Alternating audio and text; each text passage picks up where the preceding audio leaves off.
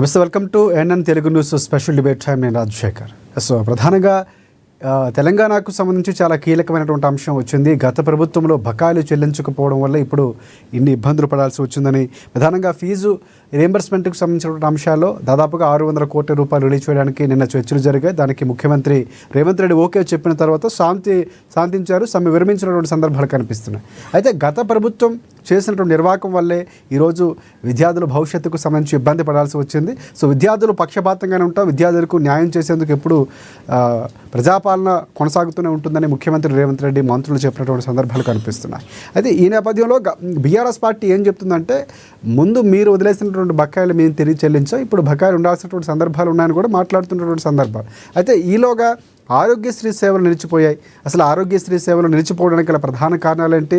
So 100 కోట్లు release చేస్తున్న తర్జన పడ్డారు. ఈరోజు నిన్న అర్ధరాత్రి నుంచి బంధులు నిలిపి చేస్తున్నట్టు కూడా ప్రకటించినటువంటి సందర్భాలు ఉన్నాయి. సో ఒకటి ఆగింది, ఇంకోటి మొదలైనటువంటి సందర్భాలు కనిపిస్తున్నాయి. ప్రభుత్వం ఏ విధంగా ముందుకు వెళ్ళబోతుంది? దీంతో పాటుగా ప్రధానమైనటువంటి అంశాలు, ఇంజనీరింగ్ కాలేజీల నిర్వహణకు సంబంధించి చాలా వరకు అవకతవకలు జరుగుతున్నాయి. ప్రొఫెసర్లు రాకుండానే వచ్చినట్లు, విద్యార్థులు రాకుండా వచ్చినట్లు అక్కడ రీఎంబర్స్మెంట్ జరుగుతున్నాయన్నటువంటి వ్యాఖ్యలు కూడా వినిపిస్తున్నాయి. అని కూడా ఈరోజు మనం డిబేట్ పాయింట్లో చర్చిద్దాం. మనతో పాటు రాజకీయ విశ్లేషకులు బండారు రామ్మోహన్ రావు గారు మనకి అందుబాటులో ఉన్నారు. వారికి ప్రత్యేక నమస్కారం. కాసేపట్లో కాంగ్రెస్ పార్టీ నుంచి టీపీసీసీ అధికార ప్రతినిధి డాక్టర్ శివకుమార్ లాల్ గారు జాయిన్ కాబోతున్నారు. అలాగే బీఆర్ఎస్ పార్టీ నుంచి రామ్మోహన్ గారు కూడా జాయిన్ అవుతారు. ముందుగా ఒకసారి రామ్మోహన్ రావు దగ్గరికి వెళ్దాం. ఎస్ రామ్మోహన్ గారు, నమస్తే అండి.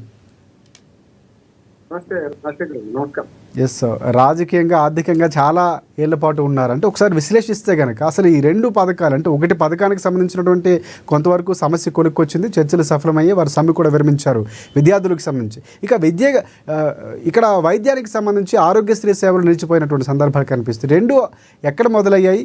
అసలు ఇప్పుడు జరుగుతున్నటువంటి పరిణామాలు ఎందుకు? బకాయిలు ఎప్పటికప్పుడు ఈ వార్తలు రావటం, మళ్ళీ చర్చలు అవ్వటం, తర్వాత మళ్ళీ బకాయిలు విడుదల చేయడం ఇవన్నీ జరుగుతున్నటువంటి సందర్భం. దీనిపై ఏం చెప్తారు? అసలు ఎప్పుడు స్టార్ట్ అయ్యి అంటారు? రాజశేఖర్ గారు, మీకు అట్లాగే అన్నామని నమస్కారం. కేవలం ఇది ఒక కొత్త మాత్రమే మనం పట్టుకుంది. విద్య ఓకే, మనకి వైద్యం సంగతి ఏమిటి, మంచి రేటింగ్ పెట్టారు, మంచి చర్చ, మంచి విద్యా వైద్యం మీద ఎన్నిసార్లు చర్చ పెట్టినా తప్పు కాదు, మంచిగా. నిన్న మొన్న బకాయిల గురించి నడుస్తుంది. ఒక నిరసన ముగిసింది, ఇంకో నిరసన మొదలైంది కదా. నేడుదాకా మన కాలేజీ యాదవ్ వారు నిన్న నుంచి మొత్తం ప్రైవేట్ కళాశాలలో పనిచేస్తాం, మాకు ఫీ రీయింబర్స్మెంట్ బకాయిలు సుమారు 6 నుంచి 8 వేల కోట్ల రూపాయలు ఉన్నాయి, ఇస్తారా ఇవ్వరా అని చెప్పి సమ్మె మొదలుపెట్టారు. ఆ సమ్మె తర్వాత దాంతో నిన్న కళాశాలను మూట పెడితే ఈనాటి సమస్య రాత్రి అర్ధరాత్రి దాటిపోయింది. పట్టి విక్రమార్క గారు, మన శ్రీధర్ రెడ్డి గారు, మన శ్రీధర్ బాబు గారు అందరూ మాట్లాడారు. మొత్తం మీద ఇటుపక్క అటుపక్క కొంత ఖరీదు పెరిగింది. కేవలం 1200 కోట్ల రూపాయలు ఇస్తుంది.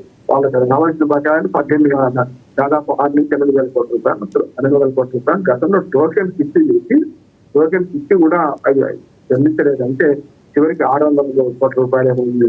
6 రోజుల్లో కూడా మరొక 600 కోట్ల రూపాయలు. దీని తర్వాత ఏమంటే దీపావళి యోగా చెల్లిస్తాం అంటున్నారు. పడ్డాలనుకుంటాం కొద్దిసేపు ఇంకా మొత్తం సమస్య పరిష్కారం కాదు, సమస్య అట్లాగే ఉంటుంది. కానీ అట్లాగే మా వైద్యం సంగతి నిన్ననే వజ్రరాజు రవిచంద్ర గారు, డాక్టర్ గారు మన వరంగల్లో ఉంటారైనా, వారు తెలంగాణ మన ఈ ఆరోగ్యశ్రీ సేవల మీద తెలంగాణ డాక్టర్ల సంఘానికి అధ్యక్షుడు, ఆయన నిన్న ప్రశ్నించారు. మేము కూడా ఆరోగ్యశ్రీ బంద్ పెడుతున్నాం. అంటే ఒక సమస్య ముగియకముందు ఇంకో సమస్య. దీనికి కారణం చెప్తాను. బేసిక్ గా రాజశేఖర రెడ్డి గారు మొదటి నుంచి చెప్తాను, ఇప్పుడు మనకి ఎన్టీ రామారావు అంటే 2 పార్కుల బియ్యం కదా, పటేల్ పట్టువారి వ్యవస్థ గ్యాప్ ఒక విధానం నిర్ణయం. సంక్షేమ పథకాలకు వస్తే 2 పార్కుల బియ్యం చేస్తారు. రాజశేఖర రెడ్డి గారు అనగానే 2 విధానంగా చేస్తారు. అప్పుడు రాజీవ్ ఆరోగ్యశ్రీ ఒకటి, 2 ఫీ రీయింబర్స్మెంట్ ఒకటి. ఈ 2 అద్భుతమైన పథకాలు. ఎప్పుడైనా వాటిని ఖచ్చితంగా ఆలోచించాలంటే కేసీఆర్ గారు కూడా ఆరోగ్యశ్రీ మంచి పథకం, ప్రభుత్వాన్ని మారినంత మాత్రం దాన్ని మార్చాల్సిన అవసరం లేదు, వేరే పేరులో ఏంటి రాజీవ్ గారు ఆరోగ్యశ్రీ ముఖ్యమని చెప్పి దాన్ని కొనసాగించారు. ఫీ రీయింబర్స్మెంట్ కొంటారు. ఎక్కడ సమస్య వస్తుంటే గత ప్రభుత్వం బకాయిలు ఉన్నాయని, గత ప్రభుత్వం బాకీ చేసిందని, ఈ వచ్చిన ప్రభుత్వాలు ఆరోగ్యంగా సరైనది కాదు. గతంలో టీఆర్ఎస్ ప్రభుత్వం కొత్తగా వచ్చింది. తెలంగాణలో వచ్చిన కొత్తలో సమైక్య పాలన నిర్ణయించుకుంటే 1 సంవత్సరం పైగా గడిపారు. కానీ కాంగ్రెస్ పాలన ఇప్పుడు 2 ఏళ్ళు అయింది. మళ్ళీ గత ప్రభుత్వాన్ని నిర్ణయించుకుంటూ పాత బకాయిలు, పాత అప్పులు అని చెప్పి ఇప్పుడు రేటు పెడితే లాభం లేదు. ప్రభుత్వాలు శాశ్వతము, పార్టీలు శాశ్వతం కాదు. అంటే 10 ఏళ్ళు గతంలో ఉన్నది, ఇప్పుడు 2 ఏళ్ళ నుంచి కాంగ్రెస్ ప్రభుత్వం. అంతకుముందు కాంగ్రెస్ ప్రభుత్వం రాష్ట్రంలో ఉన్నది రాజశేఖర రెడ్డి గారు, తర్వాత నోచేర్ గారు, తర్వాత మా జనపేట నోచేర్ గారు, తర్వాత కిరణ్ పాంట గారు ఉన్నారు. కానీ సరే ఉద్యమ సమయం అంతా తెలంగాణ ఉద్యమం కనిపిస్తుంది. ఇప్పుడు ఏమైందంటే గతంలో గౌతమ్ రావు గారిని మన ఈ ప్రైవేటు కళాశాల యాజమాన్యాల సంఘం చేస్తున్నప్పుడు 2015లో ఇట్లాగే కేసీఆర్ గారు వచ్చిన కొత్తలో గత ప్రభుత్వ బకాయిలు 3,000 కోట్లున్నాయి, మరి మా ఇప్పుడు చెల్లిస్తారని చెప్పి పెట్టేసి ఉద్యోగం చేస్తారు. అఖిల పక్షం నేను కూడా వెళ్ళాను. నేనేమన్నానంటే అప్పటి టీఆర్ఎస్ ప్రభుత్వం ఏమన్నానంటే మాకు గత ప్రభుత్వం బకాయిలు 3,000 కోట్లున్నాయి, ఎట్లా చెల్లించాలి అని బాధ తప్పని. ఇప్పుడు తల్లి చనిపోతే కొడుకు వారసుడుగా వచ్చినప్పుడు అప్పులు ఆస్తులు ఎట్లా తీసుకుంటాడు, అప్పులు ఎట్లా తీసుకోవాలి కదా. అంటే ప్రభుత్వ అధికారం వచ్చినప్పుడు అధికారాన్ని మీరు అనుభవిస్తున్నప్పుడు అధికారంలో ఉన్న బాధ్యతను కూడా తీసుకోవాలి కదా. ఆనాడు 3,000 కోట్ల రూపాయలు కాంగ్రెస్ ప్రభుత్వం అప్పటి గత ప్రభుత్వం కిరణ్ కుమార్ రెడ్డి గారు అంతకుముందు పెట్టిన ఫీ రియంబర్స్మెంట్ ఉందో అది మీరు చెల్లించాల్సిందే అని నేను కొట్లాడినాను. ఇప్పుడు కూడా ఈ కాంగ్రెస్ ప్రభుత్వాన్ని ఏమంటారంటే మరి గత ప్రభుత్వం బకాయిలు ఉన్నాయి కదా, 6,000 కోట్ల 4,000 కోట్ల ఏదో సరే, ఈ 2 ఏళ్ళుగా మీరు వచ్చిన బకాయిలు ఉన్నాయి, అంతకుముందు 2 ఏళ్ళ బకాయిలు, 4 ఏళ్ళకి బకాయి. మరి కళాశాల యాజమాన్యాలు ఎట్లా నడుచుకోవాలి, ఏ రకంగా చేసుకోవాలి, ఆ లెక్చరర్లు ఎట్లా అనేది ఉంటుంది కదా. విద్య అందించాలంటే భవనాలు కడితే లాభం లేదు. భవనాలలో మౌలిక వసతులు కల్పించాలి, మెయింటెనెన్స్ కావాలి, ముఖ్యంగా విద్యార్థులను ప్యాకెట్లు నిలుచుకోవాలి, ఇవన్నీ చేయాలి. గత 4 ఏళ్ళుగా ఈ బకాయిలు చెల్లించకుండా ఆ ప్రభుత్వం చేసిన తప్పే, ఇప్పుడు ఈ ప్రభుత్వం చేసిన తప్పే. చివరికి ఇప్పుడు విద్యారంగం నాశనం పరిస్థితి వచ్చింది. అందుకని మీరు అన్న వాడు ఇంకొక రాజకీయంగా అది చేతులు నిలుస్తారు. డాక్టర్ గారు వచ్చారు, ఇప్పుడే చోళాల్ గారు వాళ్ళు నమస్కారం. ఏమంటే అంటే వారికి వైద్య సేవల గురించి బాగా తెలుసు అంత చెప్తారు. ఇవాళ అది పోయింది, మొదలైంది. ఆరోగ్యశ్రీ కూడా అది 140 కోట్ల రూపాయలు విడుదల చేస్తామని ఎప్పటి నుంచి అంటే ఇప్పటికి 100 కోట్లు ఇస్తామని ఇప్పటిదాకా కాలేదు. మాకు కావాల్సింది 1,400 కోట్ల రూపాయలు కావాల్సిందని వాళ్ళు అంటున్నారు. 1,400, 1,300 కోట్ల తర్వాత కానీ రాష్ట్రం అంతా ఆరోగ్య సేవలకు సంబంధించి పరిస్థితి వచ్చింది. కానీ నేనేమంటున్నానంటే ప్రైవేట్ ఆసుపత్రులు చాలా వరకు వివరాలు గారు బాగా అనుకున్న డాక్టర్ గారు చాలా వరకు ప్రైవేట్ ఆసుపత్రులు కొన్ని ఆరోగ్యశ్రీ ఆపరేషన్లు దొంగతనం బయటపడే గతంలో కానీ శతకోటి తరగతులకు అనంతకోటి రూపాయలు అన్నట్టు ప్రభుత్వం కూడా చాలా చర్య చేస్తుంది. ఇప్పుడు టీఆర్ఎస్ కానీ ఇప్పుడు ఏదైనా ఆపరేషన్ చెయ్యకనే చేసినట్టు బిల్లు చేయడానికి వీటేది. ఎందుకంటే ప్రతిదీ వీడియో రికార్డ్ చేసి పేషెంట్కి అప్పచెప్తున్నారు. మనకు ప్రభుత్వాన్ని కూడా రియంబర్స్మెంట్ కోసం దానికి ఆరోగ్య సేవలు అందించినందుకు రియంబర్స్మెంట్ కోసం కూడా అక్కడ పంపాల్సి వస్తుంది. చాలా వరకు తక్కువే. కానీ విద్యారంగంలో ఇది ఆరోగ్య రంగంలో కొంత మరి జరిగాయి. ఇప్పుడు డాక్టర్ గారు ఆపరేషన్ చేశారు, ఆపరేషన్ కూడా వీడియో రికార్డ్ చేసి 2 కాపీలు చేయమంటారు. ఇప్పుడు అట్లా విద్యారంగంలో లేదు. విద్యారంగంలో ఒకటేమో తమ్ముతో అది మన ఆధార్ శాతం లేదు, లెక్చరర్లు ఉన్నారా లేదా తెలియదు. చూస్తున్నాం ప్రైవేట్ మెడికల్ కాలేజ్ వ్యవహారం చేశాం కదా, డాక్టర్లు లేదు. ఒకటి రామ్మోహన్ గారు అంటే ప్రభుత్వం ప్రధానంగా అంటే ఈ అంశాలన్నీ ఒక పక్కన ప్రభుత్వం ఏం చెప్తుందంటే గత ప్రభుత్వం చేసినటువంటి అప్పులు మేము కట్టాల్సిన పరిస్థితి కనిపిస్తూ ఉంది, సో వారి నిర్లక్ష్యం కనిపిస్తుంది అన్నటువంటి వ్యాఖ్యలు ముఖ్యమంత్రి గారు కూడా చేసినటువంటి సందర్భం. చెప్పాను కదా, ప్రభుత్వాలు శాశ్వతంగా రాజశేఖర్ గారు. నేను ఏమంటున్నాను, గతంలో 3,000 కోట్ల రూపాయలు పాత ప్రభుత్వం బకాయి పెడితే సమైక్య ఆంధ్రప్రదేశ్ లోని ప్రభుత్వం బకాయి పెడితే టీఆర్ఎస్ ప్రభుత్వం వచ్చినాక తెలంగాణ వచ్చినాక చెల్లించిందా లేదా? అట్లా నేను ఏమంటున్నాను, ఒకటే యజమాని చనిపోయిన తర్వాత ఆ యజమాని వారసుడిగా కొడుకు వచ్చినా తమ్ముడు వచ్చినా ఎవరు వచ్చినా ఆ ఆస్తులు ఎట్లా తీసుకుంటారు? ఆస్తు అధికారం అంటే ఆస్తు అనుకోండి. తీసుకున్నప్పుడు ఇప్పుడు కూడా బాధ్యత వహించాలి కదా. అది మామూలు అప్పులు కావచ్చు, ఇప్పుడు ఇటువంటి బకాయిలు కావచ్చు. ఇంకా గత ప్రభుత్వం నిర్ణయించుకుంటూ వాళ్ళ బకాయిలు అంటే ఏమన్నారు? ప్రభుత్వానికి వేరుపోయినా ప్రభుత్వం ఒకటే కదా, తెలంగాణ రాష్ట్ర ప్రభుత్వం అంటాం కానీ కాంగ్రెస్ ప్రభుత్వం, తెలంగాణ మన టీఆర్ఎస్ ప్రభుత్వం అని మనం పెట్టుకుంటున్న పేర్లే. కేసీఆర్ ప్రభుత్వం, రేవంత్ రెడ్డి ప్రభుత్వం మనం పెట్టుకున్న పేర్లే. గతంలో ఉండకపోయింది. ఆంధ్రప్రదేశ్ ప్రభుత్వం, తెలంగాణ ప్రభుత్వం, భారత ప్రభుత్వం ఇట్లా తప్ప మా ముఖ్యమంత్రి, మీ ముఖ్యమంత్రి, మా ప్రధానమంత్రి, మీ ప్రధానమంత్రి ఉండడు. మన ఓటేసిన వేయకుండా మన ముఖ్యమంత్రి, మన ప్రధానమంత్రి అనాల్సిందే అంటుంది. ఇక్కడికి వచ్చేకల్లా బకాయిలు ఉన్నాయి, వాళ్ళు చేసిన పాపం అంటే బకాయిలు చెల్లించాల్సింది నిజమే కదా, వాళ్ళు చెల్లించాలి, మీరు చెల్లించాలి. మీరు బకాయి పెట్టిపోతారు, లేకపోతే అధికారాన్ని శాశ్వతంగా ఎవరైనా మీరు అధికారం కోల్పోయిన తర్వాత మీ బాధ్యత కూడా ఇంకోటి మీద పడుతుంది కదా. అందుకని ఇది వాదన కాదంటాం. కానీ చేయాల్సిన పని ఏంటంటే ఇందులో అక్రమాలు నేను 3వ విషయాలు చూపిస్తాను. విద్యారంగంలో ఫీజు రియంబర్స్మెంట్ లో 2 అక్రమాలు జరుగుతున్నాయి. ఒకటేమో కళాశాలల్లో అడ్మిషన్ వెళ్ళేది పారదర్శకత లేదు. రెండోది ఫ్యాకల్టీ సరిగ్గా ఉందా లేదా చూసేవాళ్ళు లేదు. కమిషన్ల ప్రభుత్వం ఆనాడైనా ఏనాడైనా కాంగ్రెస్ ప్రభుత్వమే కాదు, అంతకుముందు కమిషన్ తీసుకున్నారు. వాళ్ళకి ఇచ్చే డబ్బుల్లో, వాళ్ళకి విద్యార్థులు అందిస్తున్న డబ్బులు ఇచ్చే డబ్బుల్లో కూడా కమిషన్ లేకుండా ఉన్నారు. ఇప్పుడు 600 కోట్లు టోకెన్ రిలీజ్ అయ్యి, 1200 కోట్లు టోకెన్ రిలీజ్ అయ్యి కూడా ఇప్పటిదాకా మంత్రులు జోక్యం చేసుకునే దాకా కూడా టోకెన్ రిలీజ్ అయిన 1200 కోట్ల రూపాయలు ఎందుకు విద్యా సంవత్సరం రిలీజ్ కాలేదు అంటున్నారు. ఆర్టికల్ టోకెన్ రిలీజ్ అయిందంటే ఇదివరకు రేపు ఇవ్వాలి కదా, విడుదల వారు ఇవ్వాలి కదా, ఎందుకు ఇవ్వలేదు? కనుక సమస్య అట్లాగే ఉంది. అన్న విద్య సరే కాదు, విద్యలో కూడా ఈ 1200 కోట్ల రూపాయలు సరిపోవు.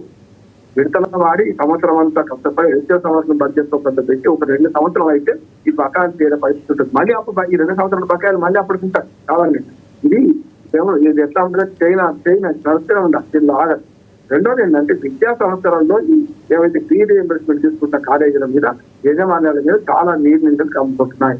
ఈయన చాలా వరకు ఏదైతే ఫీ రీఎంబర్స్మెంట్ పేరు మీద కళాశాలలు బోగస్ కళాశాలలు వస్తున్నాయి అనుకుంటున్నారు. దాని మీద ఎంక్వైరీ చేయాల్సిందే. ఎక్కడ ఆశిస్తుందో, ఎక్కడైతే ఆశిత పక్షపాతం ఉందో, ఎక్కడైతే ఈ గందరగోళం ఉందో వాటిని సరి చేస్తే నా ఉద్దేశం ఏంటంటే సంవత్సరానికి 500 నుంచి 1000 కోట్లు మిగులుతాయండి.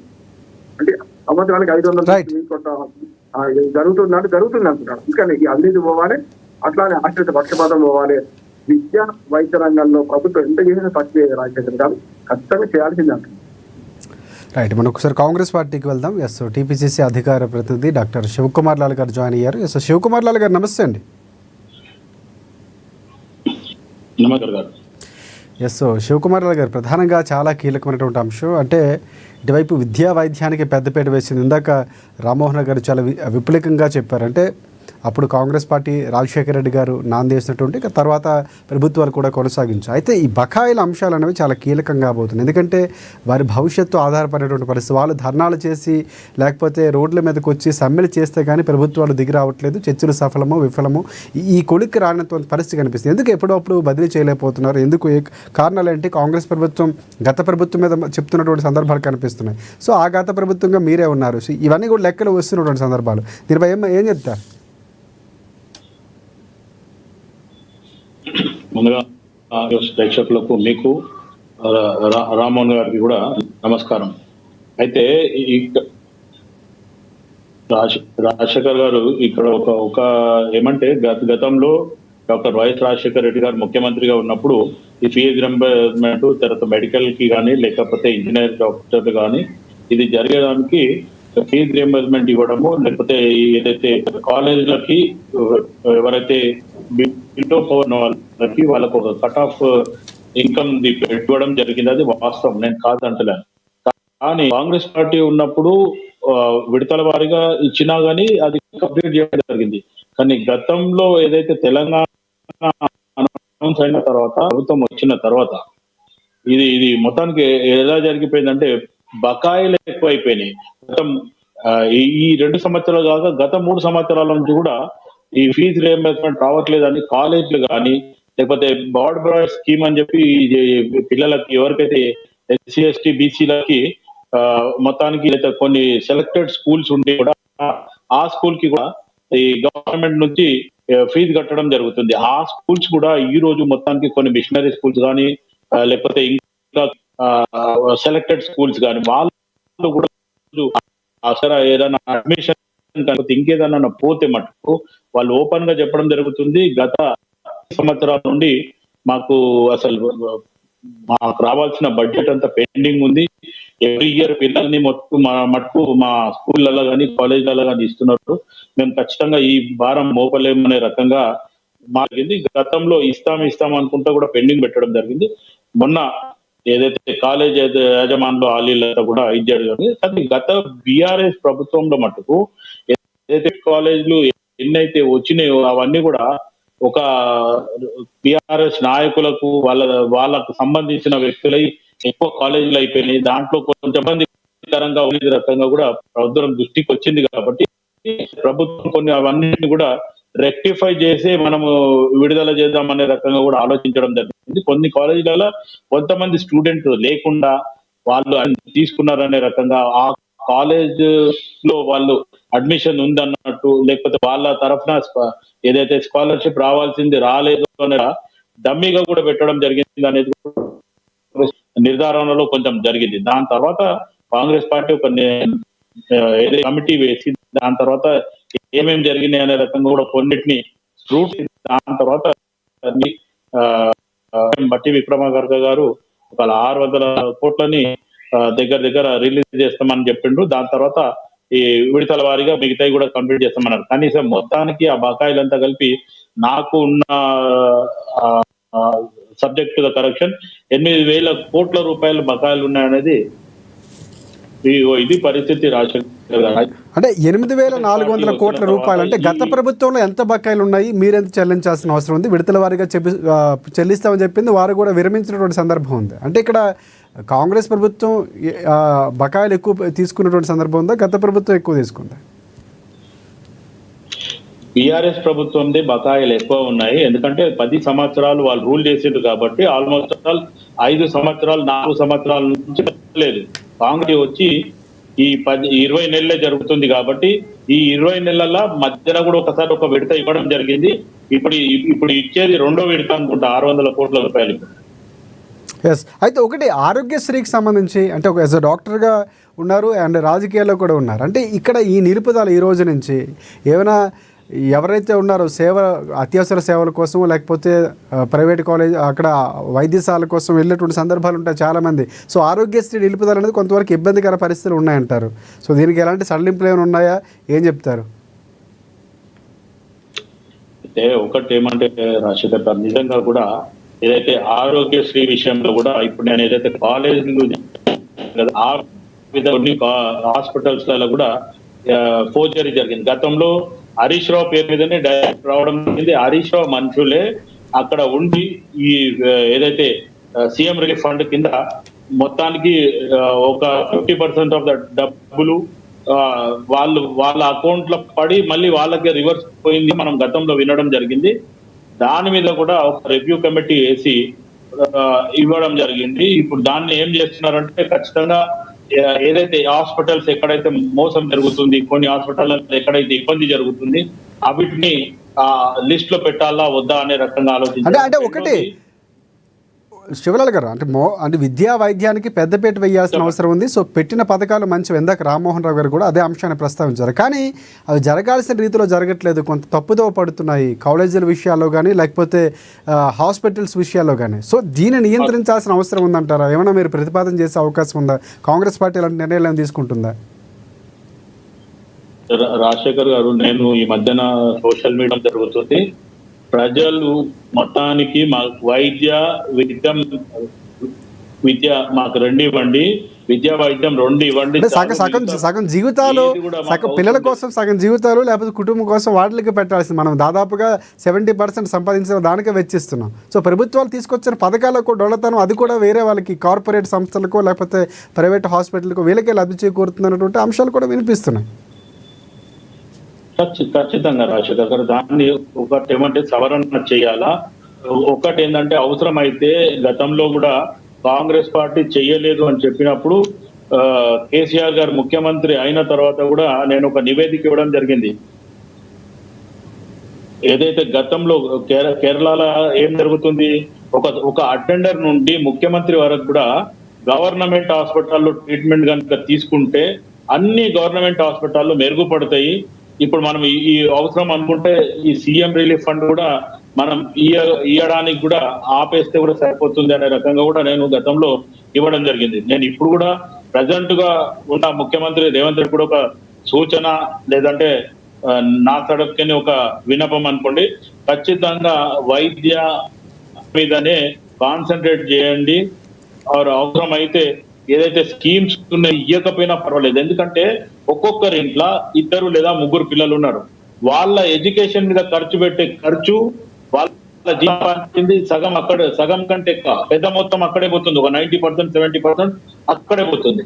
లేదు వృద్ధులు ఉన్నారు, లేకపోతే ఒక 45-50 ఇయర్స్ ఉన్న వాళ్ళు ఏదైతే హెల్త్ ఇష్యూ వచ్చినప్పుడు అది కూడా మళ్ళీ వాళ్ళు స్పెషాలిటీ ఇంకేదో వెళ్ళడము, అక్కడ మళ్ళీ వాళ్ళు కూడా పోయినప్పుడల్లా కంపల్సరీ రిపోర్ట్స్ కావాలి వాళ్ళకి.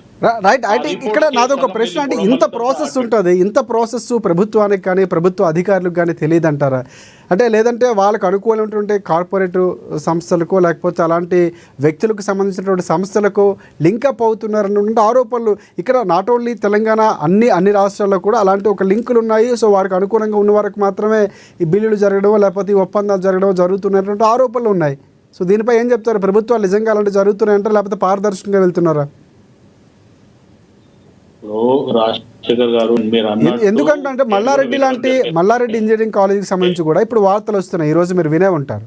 సో అక్కడ కూడా అటెండెన్స్కి సంబంధించి బయోమెట్రిక్ అటెండెన్స్ సంబంధించి కూడా కొంత విద్యార్థుల హాజరుకు సంబంధించి ట్యాంపరింగ్ జరిగింది, పూర్తి ఇలాంటి అంశాలు కూడా బయటకు వస్తున్నాయి. కాబట్టి అక్కడ ఉన్నటువంటి విద్యా సంస్థలు మంత్రులే కొంతమంది నిర్వహించడం, లేకపోతే వారికి సంబంధించిన హాస్పిటల్స్ ఉండటం, వారికి కొంచెం ఎగ్జామ్షన్స్ ఇవ్వటం, ప్రభుత్వాలు అనుకూలంగా ఉండటం, ఇలాంటి వార్తలు వినిపిస్తున్నాయి. కాబట్టి గత ప్రభుత్వం అంటే ఈ ప్రభుత్వం బాధ్యతగా ఉండాల్సిన అవసరం ఉంది. కాబట్టి ఈ ప్రశ్నలు లేవనెత్తున్నాయి. రాజశేఖర్ గారు మీరు అన్నట్టు బయోమెట్రిక్ పెట్టినా ఏం పెట్టినా మన దగ్గర ఆ రూల్ లో ఒక లుస్క్ ఉంటుంది, దాన్ని ఎట్లా బ్రేక్ చేయొచ్చు లేకపోతే ఏందని ఆ యజమానులు దోలాడుతున్నాయి.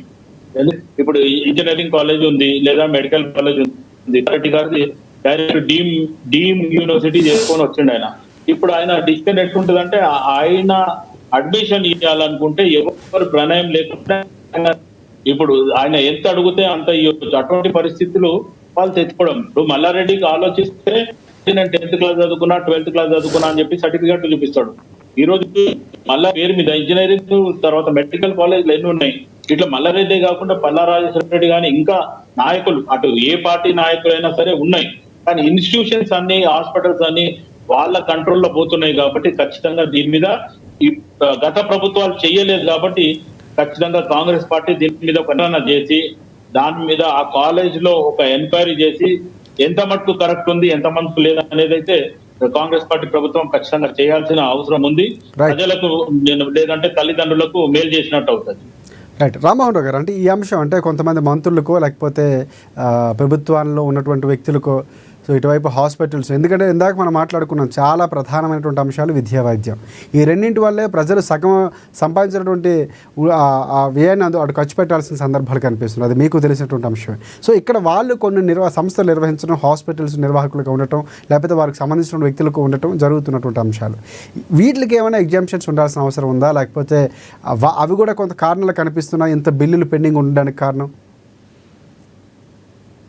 ఆసుపత్రులు, విద్యాలయాలు ఇవి ఆల్మోస్ట్ రాజకీయ నాయకులు మంది నడుస్తున్నారు. ఎందుకంటే ఇది ఒక పెద్ద బిజినెస్ చూస్తున్నాం కదా మనం. మొత్తం విద్య, ఆరోగ్యం రెండు కూడా పెద్ద బిజినెస్ జమానే మన దేశంలో. అంటే ఒకటి లాభదాయకమైనటువంటి బిజినెస్ గా చెప్పుకోవచ్చు రెండు.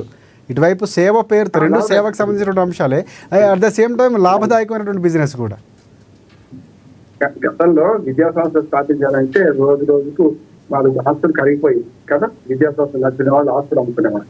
అట్లా కోట్ల రూపాయలు ఆస్తులు పెంచుకుంటారు. అందుకని ఇవాళ విద్యా ఆరోగ్యం ప్రజల పరంగా ఉచితంగా లభిస్తలేదంటే దానికి ప్రధానమైన కారణం ఈ రాజకీయ నాయకులు ఇవి నడపడం సమస్యలు. దానివల్ల ఎందుకంటే ఇవి బాగుపడినాయి. వీటికి ప్రభుత్వ విద్యాలయాలు బాగుపడితే కార్పొరేట్ కాలేజీ స్కూల్ కనుక మీకు తెలుసు మాఫియా ఉన్నది. మొత్తం కార్పొరేట్ స్కూళ్ళ మాఫియా ఉంది, కాలేజీల మాఫియా ఉంది. వాడదాలు చేస్తారు, అవసరమైతే వాళ్ళు కలుపుకుంటారు. వేరే సంస్థలు ఏమైనా వస్తే పుట్టుకొస్తే కూడా వాటిని కూడా కలుపుకుంటారు. అది పెద్ద మాఫియా. దానిలో భాగంగా ఇది కూడా రాజశేఖర రెడ్డి గారు ఇంతకుముందు అట్లా రాలేదు. ఫస్ట్ మీరు చెప్తున్నా ఎన్టీ రామారావు అంటే 2 రూపాయల కిలో బియ్యం కాదు, రాజశేఖర ఆరోగ్యశ్రీ అట్లాంటి ఆనాడు చాలా విమర్శలు వచ్చినా లెక్క విద్యా ఆరోగ్యం పిల్లలకు అందాలనుకున్నారు. ఇవాడికి కూడా గుండె ఆపరేషన్ చాలా చేసుకుని చాలా మంది ఇవాళ రాజశేఖర రెడ్డి గారి ఫోటో ఇన్స్టాల్ చేసుకుంటారు. ఇట్లాగే దళితులు పేదలు చాలా మంది పరిచయం. వాళ్ళందరినీ ఇంటర్వ్యూ చేస్తే మీరు చాలా మంది దళితులు పేదలు ఫీజు రియంబర్స్మెంట్ లేకపోతే 10th క్లాస్ ఆగిపోయేవాళ్ళు, ఇంటర్మీడియట్ కానీ డిగ్రీ కానీ చేయకపోయేవాళ్ళు, ప్రొఫెషనల్ కోర్సులు అర్థం చేయకపోయేవాళ్ళు. వాళ్ళు చేసే స్తోమత లేదు. అక్రమం ఉన్నది ఆ కాలేజీ తప్పు నడుస్తున్నాయి, రియంబర్స్మెంట్ తో చాలా మోసాలు ఉన్నాయి, అధికారులు కాలేజీ పట్టుకుంటున్నారు. కానీ బేసిక్ గా దీని వల్ల లాభం ఏమైందంటే వాళ్ళ పేద ప్రజలు పేద పిల్లలు దళితులు చదువుకున్నారా లేదు. అది మనం అవుట్పుట్ మంచిగా వచ్చింది. అందుకనే కేసీఆర్ వచ్చినా కూడా ఆరోగ్యశ్రీ మంచిది, రాజీవ్ గాంధీ టీచర్లు ఇచ్చేది. కానీ ఆయన స్పష్టంగా చెప్పాడు ఆరోగ్యశ్రీ మంచిది, దీన్ని కొనసాగిస్తాను. ప్రభుత్వాలు వేరే కావచ్చు, పార్టీ వేరే కావచ్చు. అట్లానే మనకు ఫీజు రియంబర్స్ పథకాన్ని కూడా కొనసాగిస్తాం. కానీ ఏమైందంటే ఇవాళ అప్పుడు ఆ ప్రభుత్వానికి ఇప్పుడు ఈ ప్రభుత్వానికి అక్కడి నుంచి భారం అవుతుంది. చూస్తున్నాం కదా, ప్రతి సంవత్సరం 2,500 నుంచి 3,000 కోట్ల రూపాయలు ఒక్క తెలంగాణ రాష్ట్రంలోనే విద్యా సంస్థలకి పెట్టాల్సి వస్తుంది. ఆరోగ్యశ్రీ అయితే కొంచెం అందరికీ ఆరోగ్యం వెళ్ళిపోవడం ఏం లేదు కనుక ఆరోగ్యశ్రీ మీద కూడా కొంత ఖర్చు అవుతుంది. సంవత్సరానికి 1,015 కోట్ల రూపాయలు ఖర్చు అవుతుంది కాదంటే. కానీ రెండింటికి కూడా ప్రైవేట్ పరంగా చేసుకుంటూ మెల్లమెల్లగా దీన్ని కుక్కను సంపాదించి పిచ్చి కుక్కను ముద్ర వేసి ప్రభుత్వ వైద్యాలయాలు కానీ ప్రభుత్వ విద్యాలయాలు పాటు చేస్తున్నాం. నేను రెండు అంటున్నాను, దీనికి ఏం చేయాలంటే ఓన్లీ ప్రైవేట్ కళాశాలలకే కాకుండా ప్రభుత్వ కళాశాలకు కూడా అంటే ఫీ వాళ్ళకి ఏముండదు. మరి ప్రభుత్వ కళాశాలను ఎందుకు పెంచలేరు, ప్యాకెట్ ఎందుకు చేస్తలేరు అంటే ప్రభుత్వ కళాశాలను నష్టం చేసిన కనుకనే మెడికల్ కాలేజీలతో సహా ఇవాళ కింది స్థాయిలో ప్రైవేట్ వైద్యం విచారంగా తెలుస్తుంది కదా. ఈ మొదలు ప్రైవేట్ బాగు చేయండి, ప్రభుత్వం బాగు చేయండి, ఆటోమేటిక్ గా ఆ డిమాండ్ సప్లై మీకే వస్తాం. అప్పుడు ఒకటి తీసేస్తాం. చూస్తున్నాం ఇప్పుడు ఈ మధ్యన ఇంజనీరింగ్ కాలేజ్ చాలా మూతపడ్డేది రాజశేఖర్. దానికి కారణం ఏం తెలుసు మీకు? దాని కారణం ఏంటంటే ప్రధానంగా గతంలో నడిచినంత మంది ఇంజనీరింగ్ స్టూడెంట్స్ అవుతారు, కాలేజీలన్నీ చాలా మూతపడుతున్నాయి. ఇప్పుడు వాళ్ళకు లాభం ఏంటంటే చాలా ఇంజనీరింగ్ కాలేజీ యజమానులతో మాట్లాడితే వాళ్ళందరూ ఇప్పుడు సోషల్ వెల్ఫేర్ హాస్టల్ చూస్తున్నాం కదా, రకరకాల 119 హాస్టల్ వస్తున్నాయి. SC hostel, BC hostel, residential schools నడుస్తున్నాయి కదా, వాటికి రెండుకి ఇచ్చాం. వాళ్ళు మొత్తం వ్యవస్థ నడిపి ఫ్యాకల్టీ నడిపి ఇంజనీరింగ్ కాలేజ్ నడిపితే లాస్ట్ వచ్చినాక ఆ ఫీ రియంబర్స్మెంట్ ఉండి కూడా లాభం రాలేదు. ఇవాళ వాళ్ళు కేవలం భవనాలు ఎత్తుకిస్తే అంతకన్నా మంచి ఫలితాలు ఉంటున్నాం. అందుకని మెల్లమెల్లగా ఇంజనీరింగ్ మోసు పోయింది, ఇక ఉన్నది డాక్టర్ల మోసు.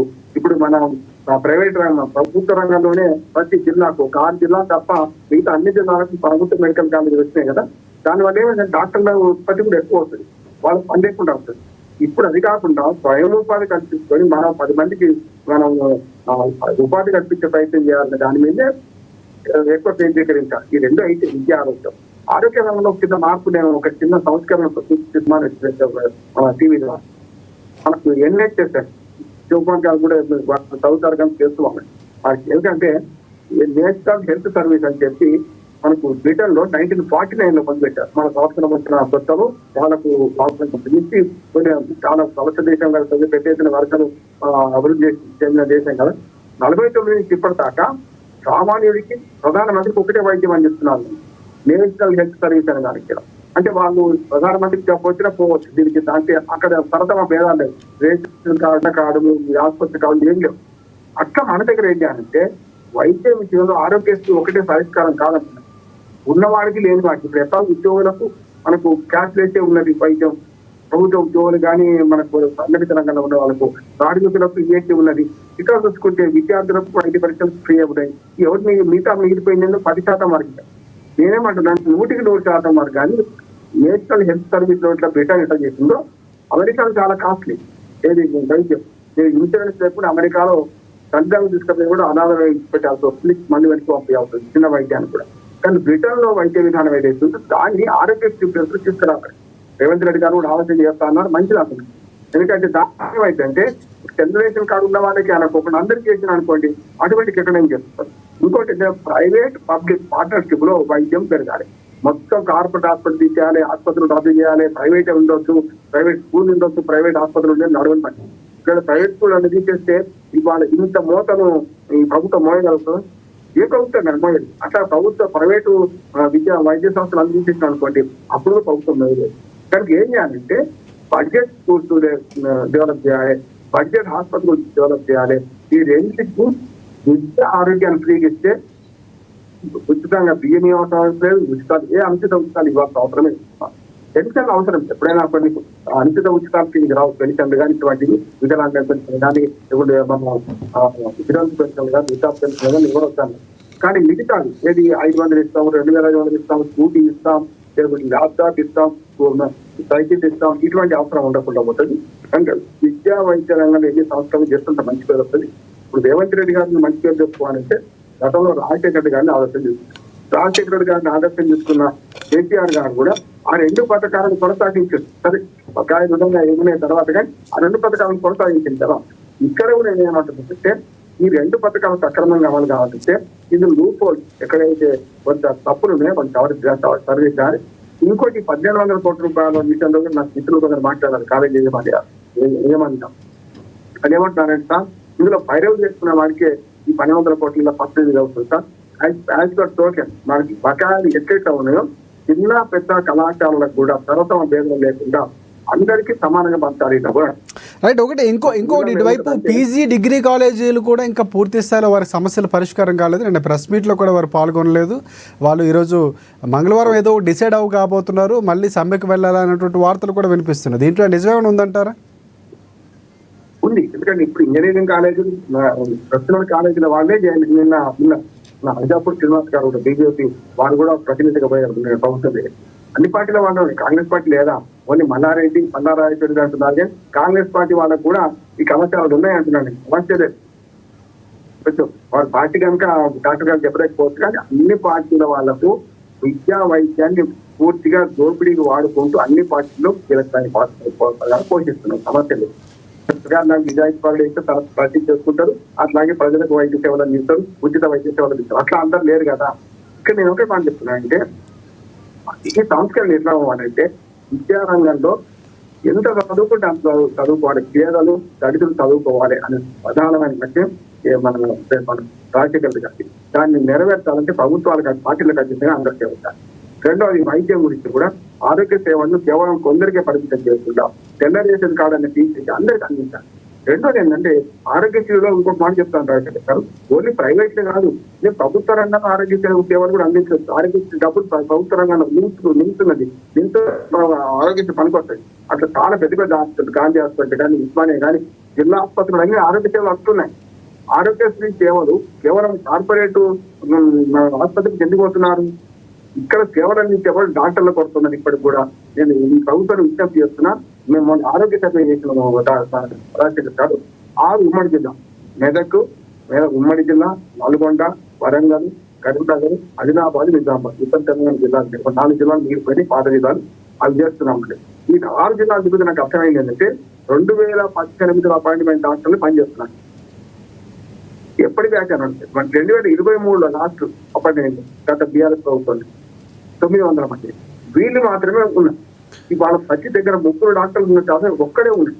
3 డ్యూటీ చేస్తాం. ఇప్పుడు ఈ ప్రభుత్వాన్ని విజ్ఞప్తి చేసేందంటే మీరు వెంటనే డాక్టర్లు పెట్టుకోండి, మనకు పారామెడికల్ సిబ్బందిని రిక్రూట్ చేయండి. ఈఎస్సీలు అద్భుతంగా నడుస్తున్నాయి, ప్రభుత్వ ఆసుపత్రులు బ్రహ్మాండంగా నడుస్తున్నాయి. వాటిని ఊటం ఇస్తే ఇంకా బాగా నడుస్తుంది. మీరు ఏ ప్రభుత్వం అయినా సరే విద్యా ఆరోగ్యాన్ని బలపరిస్తే ఆ ప్రభుత్వాలు శాశ్వతంగా నిలబడితే ఆ నాయకుల పేరు కూడా శాశ్వతంగా ఉంటది. ఒకవేళ డబ్బుల కాసిపడడం లేదు చేసి ఈ రంగాల్లో నాకు ఒక మాట చెప్పుకుంటా. ఇప్పుడు విద్యా ఆరోగ్యాలు భవిష్యత్తు పెట్టుబడి. ఎందుకంటే ఇప్పుడు విద్య ఉంటే ఆటోమేటిక్ గా తన సొంత కాలం మీద తను నిలబడతారు కదా. అందుకని అంబేద్కర్ ఏమన్నాడు, 3 మంత్రాలు చెప్తాను విద్య గురించి. 3 మంత్రాలు ఏమనుకుంటాం, విద్య ఇంకోటి ఏమంటే అంటే విద్య వస్తే ఏ రంగంలో సఫలీకృతం. వైద్యం గురించి కూడా ఒక మాట చెప్పుకుంటాను. వైద్యం సరిగ్గా ఉంటే వాళ్ళ లేకపోతే ఏమవుతుందంటే ప్రతి ఒక కుటుంబంలో ఒక జబ్బు పట్టిన మనిషి ఉంటే వారి సంవత్సరాల ఆదాయంలో 40% డబ్బులు పోతుంది. అంటే పేదరికం నుంచి దూరం పెరుగుతున్నారు, మళ్ళీ పేదరికంలో పడిపోతుంది.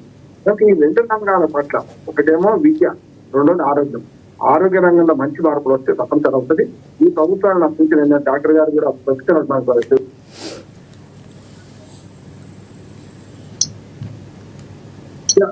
రిటర్న్ వైద్యాన్ని పరిశీలించండి దయచేసి. లోక్సభ ఒక వైద్యాన్ని ఎంత బాగు చేయవచ్చు. ఫ్యామిలీ డాక్టర్ వ్యవస్థను ప్రవేశపెట్టాలి. ఇప్పుడు రిటర్న్ ఏముంటుందని డైరెక్ట్ ఎక్కడ పట్టాలని పోవడానికి వీలేదు. నచ్చింది మీరు ఫ్యామిలీ డాక్టర్ వ్యవస్థ ఉంటుంది. ఒక ఫ్యామిలీ డాక్టర్ రెఫర్ చేస్తేనే పై ఆసుపత్రికి పోతారు. ఇప్పుడు జ్వరం వస్తే గాంధీ హాస్పిటల్ అంటున్నారు. గాంధీ హాస్పిటల్ జ్వరానికి వస్తుంది లేదు, జ్వర చికిత్సాలయం వేరే ఉన్నాయి, కింది ఆసుపత్రులు ఉన్నాయి. కనుక మనము సబ్ సెంటరు, పిఎస్సి, మనకు భర్తీ దవాఖానలు ఇవి దాటితే అయిపోవాలి. అట్లా లేదు. ఇప్పుడు ప్రతిదానికి జిల్లా ఆసుపత్రి పోయి జాయిన్ అవుతున్నాడు. అక్కడ బెడ్ వేస్ట్, అక్కడ ఫుడ్ వేస్ట్ అవుతుంది. కనుక చేయాల్సింది ఏంటంటే ఏ జబ్బుకు ఎంత మంది కావాలో అంతవరకే కావాలి. అందుకని బ్రిటన్ లో ఇంకొక మంచి విధానం అంటే ఈ NHS ఫ్యామిలీ డాక్టర్ విధానం ఉంది. ఫస్ట్ 50 కుటుంబాలకు ఫ్యామిలీ డాక్టర్ నియమిస్తారు. ఫ్యామిలీ డాక్టర్ డబ్బులు ఇస్తారు గవర్నమెంట్. అక్కడ ఏం చేస్తారంటే ఫస్ట్ ఫ్యామిలీ డాక్టర్ చూపిస్తున్నాక ఆయన రెఫర్ చేస్తేనే పై ఆసుపత్రికి పోవడానికి జరుగుతుంది. కష్టా కాదు కదా, నేను పోయి న్యూస్లో జాయిన్ అవుతా అంటాడు, 10 జాయిన్ అవుతున్నాడు. న్యూస్లో దానికోసం లేదు కదా అంటున్నాను. ఇంకా వైద్య రంగంలో కూడా ఉన్న పొరపాటు సవరించాలి.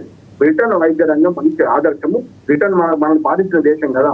మన పార్టీకి గుణపడడం ఎన్ని 49 అంటే దాదాపు 75 ఏళ్ళ నుంచి వాళ్ళు నడిపిస్తున్నారు కదా. దాన్ని మనం ఎందుకు ఆదర్శంగా తీసుకోవద్దు? ఆరోగ్యశ్రీ అట్లాగే ఫీ రీయింబర్స్మెంట్ ఆదర్శంగా తీసుకుంటామా? రిటర్న్ లోని దాన్ని ఆదర్శంగా తీసుకోవాలి. ప్రైవేటు పబ్లిక్ పార్ట్నర్షిప్ లో వైద్యాన్ని బాగు చేసుకోవచ్చు, విద్య కూడా అట్లా బాగు చేసుకోవచ్చు. మీరు అన్న టీచీ వాళ్ళ కాలేజీల సమస్యల పరిష్కారం కాలేదు, వాళ్ళు అసంతృప్తితో ఉన్నారు. ఏదైనా సరే బకాయి తీర్చాల్సిందే. ఇది అప్పులు ఆస్తులు వస్తుంటారు, అప్పుడు కూడా మనం భరించాల్సిందే. ప్రభుత్వాలు మారుతాయి, ప్రభుత్వాలు పార్టీలు మారుతాయి, ప్రభుత్వాలు శాశ్వతం చేయాల్సిన అవసరం. రైట్ శివలాల్ గారు, అంటే పీజీ డిగ్రీ కాలేజ్ సమస్యలు ఎలాగ ఉన్నాయి, కొన్ని మార్పులు అంటే బ్రిటన్ వైద్యకు సంబంధించినటువంటి చాలా మంచి మార్పులు ఒక రకంగా సూచించారు. సో ఇవేమైనా పరిగణలోకి తీసుకోవాల్సిన అవసరం, ఎందుకంటే ఆయన కూడా చాలా శోధించి చెప్పినటువంటి అంశాలు కానీ. సో దానికి ఏకీభవిస్తారా? ప్రభుత్వం ముందు ఏమైనా పెట్టే అవకాశం ఏమైనా కనిపిస్తుంది? ఎందుకంటే యాజ్ అ డాక్టర్గా మీరు కూడా ఆ లోటుపాట్లు తెలుసు కాబట్టి. సో ఆయన అంటే ఇటువైపు ప్రైవేటు ఇటువైపు ప్రభుత్వం రెండు సమన్వయంతో వెళ్తే కనుక రెండింటిని ఒక గాడిలో పెట్టవచ్చు, ఇంకా పరిపూర్ణమైనటువంటి సేవలు ప్రజలకు ఇవ్వచ్చు అని చెప్తున్నారు. సో ఇలాంటి మార్పులు ఏమైనా భవిష్యత్తులో ఆశించవచ్చా? సో దానిపై మీ కామెంట్ ఏంటి? అంటే రామ్మోహన్ రావు గారు మాట్లాడిన మాటలు. ఒకటి ఏమంటే, ఏదైతే మంచి సూచనలు ఉన్నాయి ఖచ్చితంగా పరిగణనలోకి తీసుకోవడం నిజంగా కూడా ప్రభుత్వం కూడా బాధ్యత. ఈ ముఖ్యమంత్రి గారు ఖచ్చితంగా ఇప్పుడు రేవంత్ రెడ్డి గారు అయితే ఎప్పటికప్పుడు ఏదైతే లేదా ఇంకా మనం ఏం డెవలప్ చేయగలము, మన దగ్గర ఉన్నదానికంటే మెరుగు చేయవచ్చు, మనం ఎవరి పక్క దేశాలు కానీ రాష్ట్రాలు కానీ ఏ మార్పులు ఉన్నాయి, మనం దాన్ని అడాప్ట్ చేసుకుంటే ఎట్లుంటది అనే రకంగా కూడా ముఖ్యమంత్రి గారు ఎప్పటికప్పుడు అటువంటి ఒక వినూత్నమైన ఆలోచనతోనే ఉన్నాడు. నిజంగా కూడా ఇప్పుడు రామ్మోహన్ రావు గారు చెప్పినట్టు బ్రిటన్ లో కానీ లేకపోతే వేరే దేశాలలో ఏదైతే జరుగుతుందో ఆ రకంగా ఆలోచించడంలో తప్పేం లేదు. ఎందుకంటే జనాలకి అంటే వైద్యం అందించవచ్చు, ఇటు ఎడ్యుకేషన్ పరంగా మనం ఎట్లా మన రాష్ట్రాన్ని ముందుకు పంపించవచ్చు అనే రకంగానే ఆలోచిస్తుండ్రు. కాబట్టి అటువంటి పరిగణనలో తీసుకుంటే మంచిది అనేది నేను కూడా భావిస్తున్నా రాజశేఖర్ గారు. ఎందుకంటే తెలంగాణ ప్రజలు మనం గతంలో ఉద్యమం వచ్చిందే నీళ్లు నిధులు నియామకాలు, దాంట్లో మన ఆలోచించిన దాంట్లో ప్రజలు వెనకబాటుతనం ఉంది. ఇప్పటికీ కూడా పామూరు కానీ రంగారెడ్డి కానీ లేకపోతే ఇంకా వేరే వేరే మెదక్ కానీ ఇవన్నీ కూడా అభివృద్ధి కొంచెం జరిగింది, గతం కంటే మెరుగు జరిగింది, ఇంకా జరగాలి అనే ఆలోచనలో కూడా ఉన్నారు. కాబట్టి ఎట్టి పరిస్థితుల్లో డెవలప్మెంట్ ఆస్పెక్ట్ లో ఏ ముఖ్యమంత్రి అయినా ఏ ప్రభుత్వం అయినా ఖచ్చితంగా దాన్ని ఎప్పటికప్పుడు మెరుగుపరచడానికి ఆలోచించాలి. ప్రస్తుతానికి ఉన్న ముఖ్యమంత్రి గారు ఇట్లాంటి ఇన్నోవేటివ్ స్కీమ్స్ ఏదైతే ఉంటే మటుకు ఖచ్చితంగా దాన్ని ఆచరణలో పెట్టాలా, లేకపోతే దాని గురించి స్టడీ చేయండి, లేకపోతే దాని గురించి తెలుసుకొని రండి అనే రకంగా కూడా కొన్ని విషయాలలో పంపించడం జరిగింది గతంలో కూడా. ఇప్పుడు కూడా ఇటువంటి విషయాలలో ముందుకు పోయి ప్రజలను పెట్టుకొని చేస్తే బాగుంటుంది. రైట్. ఒకటి అంటే విద్యా వైద్యానికి సంబంధించినటువంటి అంశాలు ప్రధానంగా బకాయిలు చెల్లించామని ప్రభుత్వం చెప్తుంది, కానీ డిగ్రీ పీజీ అంశాలు ఇంకా క్లియర్ కాలేదు, వారు సందిగ్ధంలోనే ఉన్నారు. సో మరొకసారి సమ్మెకి సంబంధించినటువంటి ఆలోచన కూడా చేస్తున్నట్లు కొన్ని వార్తాపత్రికలు రావటం, కొంత సమాచారం బయటకు వస్తుంది. సో దీనికి సంబంధించి ఏం చెప్తారంటే ఇంకా పూర్తి స్థాయిలో ఎందుకు ప్రభుత్వం చర్చలు సఫలం కాలేదా? లేదు రాజశేఖర్ గారు, నిన్న డిప్యూటీ సీఎం గారు అంటే ఓన్లీ ఇంజనీరింగ్ కాలేజీలకు సంబంధించినటువంటి బకాయిల విషయంలో క్లారిటీ వచ్చింది, కానీ పీజీ డిగ్రీ కాలేజీలకు సంబంధించి ఇంకా క్లారిటీ రాలేదనేటువంటి అంశం బయటకు వస్తుంది. అంటే క్లారిటీ రాలేదంటే అది ఇమీడియట్ డిసిషన్స్ ఏం కావు కదా, కొంచెం తర్జన భర్జన జరుగుతుంది, అక్కడ చర్చలు జరుగుతాయి, వాళ్ళు ఇచ్చే నివేదికలు వేరుంటాయి, ఇటు ప్రభుత్వం కూడా వీళ్ళు మాట్లాడేది కూడా వేరుంటది, కొంచెం టైం తీసుకుంటుంది, కానీ అది ఖచ్చితంగా ఆ ప్రాబ్లం సాల్వ్ అవుతుంది వాళ్ళకి. ఎందుకంటే ఒకసారి ఇంజనీరింగ్ మెడికల్ కాలేజీ అయింది, రియంబర్స్మెంట్ వీళ్ళకి ఇస్తుండ్రు అంటే పీజీలకు ఇయ్యడు అనేది ఏమి ఉండదు. ఇది కూడా బహుశా డిస్కషన్ లో ఉండొచ్చు. ఆ డిస్కషన్ లో వాళ్ళు ముందుకు పోయిన తర్వాత ఇమీడియట్ గా దాన్ని కూడా ఒక డిసిషన్ తీసుకొని ఒక కట్ ఆఫ్ పెట్టి వాళ్ళకు కూడా ఒక నిర్ణయం తీసుకుంటారు. అంటే ఇందాక రామ్మోహన్ రావు గారు సూచించినటువంటి సలహాలు ఏవైతే ఉన్నాయో అవేమైనా ప్రభుత్వం ముందుకు తీసుకువెళ్ళే అవకాశం కనిపిస్తుందా? బ్రిటన్ లాంటి ఒక దేశంలో జరుగుతున్నటువంటి ఏదైతే ప్రాసెస్ సక్సెస్ఫుల్గా కొనసాగుతున్నటువంటి ఒక అంశాన్ని మనం ఇక్కడ పరిగణలోకి తీసుకోవటం, లేకపోతే ఆ ప్రాసెస్ను ఒకసారి ఇక్కడ ప్రయత్నం చేయటం, దాని మీద అధ్యయనం చేయటం, కొన్ని అంశాలు ఆయన ప్రస్తావించారు. సో దాంట్లో వల్ల సమూలమైనటువంటి మార్పులు రావడానికి అవకాశం ఉంటుంది. సో ప్రభుత్వం ఆ దిశగా ఏమైనా వెళ్ళబోతుందా, వెళ్ళే అవకాశం ఏమైనా ఉందా? ఖచ్చితంగా రాజశేఖర్ గారు, నేను ఇంతకుముందు చెప్పాను, ఇక్కడ మన కంటే ఇంకా మెరుగైన కంట్రీ ఏదైతే ప్రజలకు మెరుగైన సేవలు చేస్తుండ్రు అది డివైడ్ చేసి ఇంతమందికి ఒక డాక్టర్ ఉండి సేవలు చేస్తుండ్రు అనేది ఒక డివిజన్. ఇప్పుడు గతంలో బస్సు దవాఖాన వచ్చింది. బస్సు దవాఖాన ముందు కూడా లోకల్ హాస్పిటల్స్ ఉంటే, ఏరియా వైజ్ హాస్పిటల్స్ ఉంటే, లేవని కాదు. కానీ బస్సు దవాఖాన ఎక్కడి నుంచి వచ్చింది? ఎవరైతే ఆమ్ ఆద్మీ పార్టీ బస్తీ దవాఖానా ఏదైతే చేసిందో దాన్ని కేసీఆర్ గారు వాళ్ళు పోయి అధ్యయనం చేసి బస్తీ దవాఖానా పెట్టాడు. కానీ కరెక్ట్ గా నడుస్తలేదు. కొన్ని జాగాలలో నడుస్తుంది, కొన్ని జాగాలలో అది పక్కా నడుస్తలేదు. అయితే అట్లా కాకుండా ఒక పగడ్బందీగా దాని మీద అధ్యయనం చేసి ఖచ్చితంగా ఏరియా ఇంత ఒక పర్టికులర్ ఏరియాని ఈ హాస్పిటల్ కి పోవాలా, ఒక స్టేట్ అనుకోండి, లేకపోతే మామూలుగా చికిత్సలకి మేజర్ గా పోయినప్పుడు రైట్ శివలాల్ గారు, ఒకటి అంటే ప్రభుత్వం పరిశీలిస్తున్న అంశాలు మీరు అన్నట్లు మార్పులు కూడా రావాల్సిన అవసరం మనకు. ఒకసారి బీఆర్ఎస్ పార్టీకి సంబంధించి బీఆర్ఎస్ పార్టీ నాయకులు రామ్మోహన్ గారు ఇప్పుడే జాయిన్ అయ్యారు. ఎస్ సార్, రామ్మోహన్ గారు నమస్తే అండి. ఎస్ సార్, రామ్మోహన్ గారు, ప్రధానంగా ఈ అంశానికి సంబంధించి అంటే బకాయిలకు సంబంధించినటువంటి చెల్లింపులు, గత ప్రభుత్వం ఉన్నటువంటి పెండింగ్లు కొంత భారం కలగటం, చర్చలు కొంతవరకు లేట్ అయ్యాయి. సో ఎట్టకేలకు చర్చలు సఫలమైనటువంటి సందర్భాలు, ప్రభుత్వం విడతల వారీగా నిధులు విడుదల చేస్తామని క్లారిటీ ఇచ్చింది. సో ఈలోపే ఆరోగ్యశ్రీకి సంబంధించినటువంటి సేవలు కూడా నిలిచిపోయినటువంటి సందర్భాలు ఉన్నాయి. సో ఏం చెప్తారు బీఆర్ఎస్ పార్టీకి సంబంధించి? ప్రభుత్వం మొదటి నుంచి చెప్తున్న ప్రభుత్వం పరిపాలన పూర్తిగా ఫెయిల్ అయిపోయింది. రేవంత్ రెడ్డి చెప్పేది ఒకటి, చేసేది ఒకటి. రామ్మోహన్ గారు, మీరు రావటమే ఫెయిల్ అయిపోయింది. ఫెయిల్ అయితే సక్సెస్ఫుల్గా సఫలీకృతం అయింది. ఇక్కడ చర్చలు సఫలమయ్యాయి. మీరు దాన్ని కూడా కొంత మాట్లాడాలి.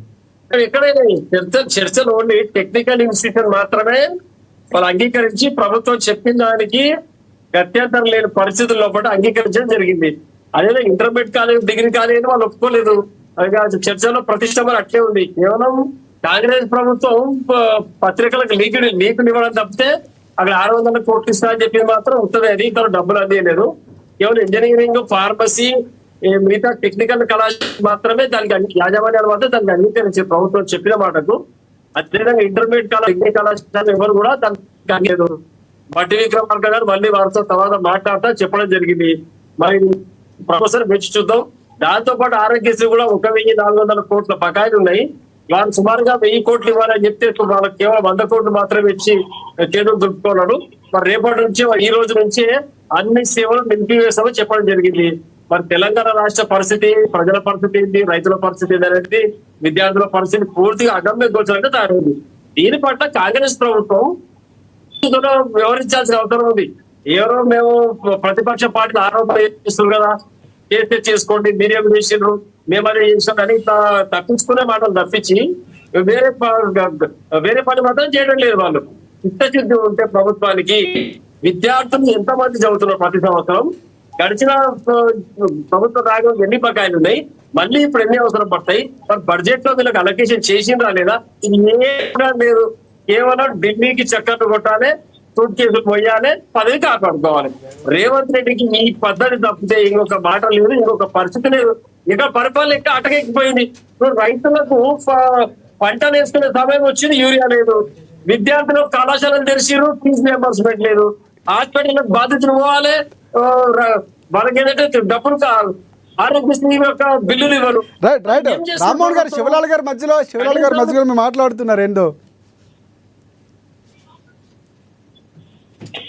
రామన్ భాయ్, గతంలో బీఆర్ఎస్ 4 సంవత్సరాల విద్యా వైద్యం మీద పట్టించుకోలేదు, వాళ్ళు రియంబర్స్మెంట్ ఇవ్వలేదు అనేది కాలేజీలు కానీ ఒక మామూలుగా ప్రాథమిక స్కూళ్ళు బెస్ట్ అవైలబిలిటీ స్కీమ్ ఏదైతే ఉందో 1వ తరగతి నుంచి తరగతికి ఎస్సీ మైనార్టీ ప్రిన్సిపల్ కానీ వాళ్ళంతా చెప్పడం జరిగింది. శివన్ ఒకటే చెప్తున్నా నేను, గడిచిన ప్రభుత్వం రాజశేఖర్ ప్రభుత్వం ఉన్నటువంటి అన్ని స్కీమ్లను కూడా కేసీఆర్ గారు పెద్ద మనసుతోటి కొనసాగింపు చేసిండ్రు. అంతేగాని ఇట్లా రేవంత్ రెడ్డి లాగా కళ్ళబొల్లి మాటలు చెప్పి అబద్ధాలు మాట్లాడలేదు. ఒకటి చెప్తున్నారు, మీ చేతన అయితే మీ యొక్క స్కీమ్లు ఏవైతున్నాయో అవన్నీ రెగ్యులర్ గా నడిచే విధంగా పనిచేయండి. ఆరోగ్యశ్రీ అందరికీ భార్య పడ్డటువంటి ప్రజలందరికీ ఇబ్బంది. కళాశాలలు ప్రారంభమైనాయి, ఫీజు రియంబర్స్మెంట్ ఉండకుండా కళాశాలలో చేరే అడ్మిషన్స్ తీసుకోవడం విద్యార్థులకు అందరికి ఇబ్బంది. పొలాలకు యూరియా అవసరం ఉంది, రైతులు దుప్పి తిండి మొక్కలు నాటి ఈ రోజు అవసరం పడితే వర్షాకాలం యూరియా లేదు, నువ్వు రైతులకు అన్యాయం చేస్తున్నావు, విద్యార్థులకు అన్యాయం, ప్రజలకు అన్యాయం. ఎవరికి న్యాయం చేస్తున్నట్టు అంటే కేవలం వారి యొక్క సూట్ కేసులు ఢిల్లీకి పోయడం, రాహుల్ గాంధీ పట్ల ఇందిరామ రాజ్యం ఇస్తా అని ఈ భజన తప్పితే తెలంగాణ ప్రాంతానికి అంటే కాదు. బీఆర్ఎస్ వాళ్ళు మాట్లాడేది ఒకటే, సూట్ కేసు ఎవరు మోస్తలేరు, ఎవరు ఇస్తలేరు కానీ మరి ఏం చేస్తారు? ఢిల్లీకి ఏం చేస్తారు రేవంత్ రెడ్డి? ఢిల్లీ ఇప్పటికి ఎన్నిసార్లు పోయిండు? శ్వేతపత్రం విడుదల చేయాలి. ఈ 20 రోజుల నెలలుగా ముఖ్యమంత్రి రేవంత్ రెడ్డి గారు తెలంగాణ నుంచి ఢిల్లీకి ప్రయాణం చేసినటువంటి ఖర్చుల వివరాలు, వారి యొక్క ఏ ఫ్లైట్ పోయారు, ఫ్లైట్ టికెట్ ఎక్కడ పోయారు అనేది చెట్టు మొత్తం బయట పెట్టాలి. బకాయిలు ఉన్నాయని ఎవరు ఒకటి చెప్తున్నారు, ఢిల్లీకి ఎందుకు పోతున్నారు? మన వల్ల ఏం పని ఉంది? ఢిల్లీలో ఏం పని ఉంది? కేంద్ర ప్రభుత్వానికి అర్జెంట్ లేదు. రాహుల్ గాంధీ దగ్గర పోతాడు. రాహుల్ గాంధీ ఏం చేస్తాడు? రాహుల్ గాంధీ ఏం చేస్తాడు? తెలంగాణ 4 సంవత్సరాలు బకాయిలు ఎందుకు పెట్టిండ్రు అది చండి ఫస్ట్. రామ్మోహన్ గారు బీఆర్ఎస్ రామ్మోహన్ గారు బీఆర్ఎస్ రామ్మోహన్ గారు ఒకటి అంటే ఇంజనీరింగ్ కాలేజీలకు సంబంధించి కొన్ని అవకతవకలు జరుగుతున్నాయి. ప్రధానంగా ఈ అంశాలు కూడా బయటకు వస్తున్నాయి. అందులో మల్లారెడ్డి లాంటి కాలేజీల పేర్లు లేకపోతే మిగతా కాలేజీల పేర్లు కూడా వినిపిస్తున్నాయి. సో దీనిపై ఏం కామెంట్ చేస్తారు మీరు? ఒక్కటి ప్రభుత్వము చిత్తశుద్ధుడు అని అదే చెప్తున్నారు. అంటే ఎందుకు మాట్లాడుతుంటే గత ప్రభుత్వంలో కూడా ఈ కాలేజీలు కొనసాగించబడ్డాయి, మీ ప్రభుత్వం మీద కూడా బాధ్యత ఉంటుంది. అదే చెప్తున్నారు. ఏదైతే కళాశాలలు దొంగ అఫిడవిట్లు కానీ లేకపోతే దొంగ హాజరు పట్టికలు కానీ సమర్పించి ఫీజు రియంబర్స్మెంట్ అక్రమంగా తీసుకుంటుంటే, నామినల్ రోల్స్ దొంగ పెట్టి ట్యాంపరింగ్ చేసి రిజిస్టర్లు తీసుకుంటే వాటిపై చర్యలు తీసుకోండి. 22 నెలలుగా గత 10 ఏళ్ల పాటు మల్లారెడ్డి కాలేజ్ ఉంది, ఎందుకు బీఆర్ఎస్ పార్టీ చర్యలు తీసుకోలేదు? ఒకటి రాజశేఖర్ గారు అండర్స్టాండింగ్ తో వెళ్ళారా? మీ మంత్రిని వదిలేశారా? ఇప్పటి సంగతి నేను చెప్పేది ఒకటే వినండి. గతంలో విషయం ఇప్పుడు వద్దు. ఇప్పుడు ఏం జరుగుతున్నది? ఫీజు రియంబర్స్మెంట్ కాంగ్రెస్ ప్రభుత్వం కూడా అదే చెప్తుంది. గత ప్రభుత్వం చేసిన అప్పులు మేము తీరుస్తున్నాం అంటుంది. వదిలేయమంటే వదిలేసినటువంటి అప్పులు కాదు ఇవి. పరిపాలన అనేది ఏ రోజుకు ఆ రోజు కొత్తగా నేను వచ్చినప్పుడు ఒక విధంగా, నువ్వు వచ్చినప్పుడు ఒక విధంగా ఉండదు. పరిపాలన రెగ్యులర్ ప్రక్రియ, అది నిరంతర ప్రక్రియ. గడిచిన రాజశేఖర రెడ్డి గారు చేసినప్పుడు చంద్రబాబు వదిలిపెట్టి రాజశేఖర రెడ్డి చేశారు, రాజశేఖర వదిలిపెట్టి రోషా గారు, రోషా గారి తర్వాత కిరణ్ కుమార్ రెడ్డి గారి తర్వాత కేసీఆర్ గారు, కేసీఆర్ తర్వాత రేవంత్ రెడ్డి, మళ్ళీ కేసీఆర్. ఇట్లా పరిపాలన ఎట్లా ఉంటుంది? కానీ నువ్వు గతంలో చేసావంటే గతంలో చేయబట్టి రాష్ట్రం వచ్చింది కాబట్టి ఇవన్నీ కళ్ళబల్లి మాట్లాడుతూ 22 నెలలుగా నువ్వు తీసుకున్న చర్యలేంటివి? కళాశాలలకు నువ్వు తీసుకున్న చర్యలేంటి? ఎంతమంది విద్యార్థులు అడ్మిషన్ తీసుకున్నారు? ఎంత ఫీజు బకాయింది? ఈ సంవత్సరం ఎంత కట్టాలి? దీనిపైన లెక్కలు ఇవ్వాలి మీరు. అంతేగాని కేసీఆర్ గారి పైన బట్టగాల్చి బీజేసుడు వారి పైన ఇష్టం వచ్చినట్టు మాట్లాడితే బాగుండదు. మేము చెప్పేది ఒకటే, అయ్యా పోయిన సంవత్సరం ఈ 20 నెలలుగా మీరు ఎంతమంది కళాశాల అడ్మిషన్ తీసుకున్నారు? ఎన్ని ఫీజు బకాయి ఉన్నాయి? గడిచిన ప్రభుత్వం ఎన్ని ఉన్నాయి? ఒక శ్వేతపత్రం విడుదల చేయండి, అప్పుడు మాట్లాడు. అంతేగాని ప్రతి విషయం కేసీఆర్ గారి పైన ఏంటంటే మీరు ఇప్పుడు ఆరోగ్యశ్రీ నడపలేదా కేసీఆర్ గారు? శివలాల్ గారు చెప్పండి. వేలాది మంది తెలంగాణ ప్రజలకు శ్వేతపత్రం విడుదల చేయాల్సిన అవసరం ఉందంటుంది బీఆర్ఎస్ పార్టీ. రామ్మోహన్ గారు శ్వేతపత్రం విడుదల చేయమని చేస్తారా శివలాల్ గారు? 100%. ఇప్పుడు దానికి నేనే సాక్ష్యం. ఎందుకు చెప్తున్నా అంటే, మొన్న రీసెంట్లీ కొన్ని బెస్ట్ అవైలబిలిటీ స్కీమ్ కింద కొన్ని స్కూల్స్ ఉన్నాయి, క్రిస్టియన్ స్కూల్స్ కానీ, మిషనరీ స్కూల్స్ కానీ, లేకపోతే వీళ్ళ పిల్లల్ని ఎస్సీ ఎస్టీ బీసీ మైనార్టీ పిల్లల్ని తెలంగాణ ప్రభుత్వం చదివిస్తుంది. ఆ పిల్లలకి గత 4 సంవత్సరాల నుంచి పెండింగ్ బిల్లులు ఉన్నాయని స్వయాన నేను పిల్లలతో మాట్లాడి అడ్మిషన్లు ఇప్పించడం జరిగింది. ఈ బడ్జెట్ ఇప్పిస్తాము, ఈ ప్రస్తుతం